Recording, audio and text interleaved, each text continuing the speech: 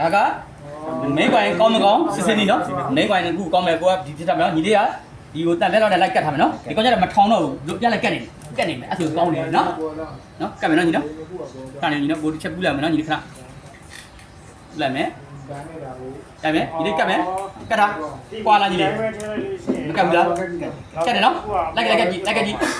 နော်တပည့်တော့အပြားလိုက်ကတ်နေနော်ညီနော်အပြားလိုက်ကတ်နေနော်ညီနော်ဒါဆိုရင်မင်းကွိုင်ကောင်းနေ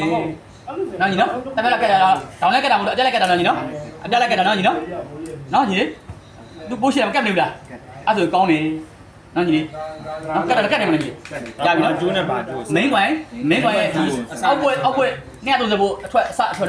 နော်မင်းကွိုင်ရဲ့အစာဆုံးနဲ့စနော်အောက်ဘွက်နဲ့စကိုအဲ့လိုပြလိုက်ရင်ကတ်နေဆိုကောင်းနေအဲ့မတန်းရှော့ဖြစ်တယ်ဒီကျိုးတယ်ကိုင်လို့မရတော့ဘူးနော်ညီလေးကျိုးကတန်းရှော့ဖြစ်တယ်ဘောကိုင်လို့မရတော့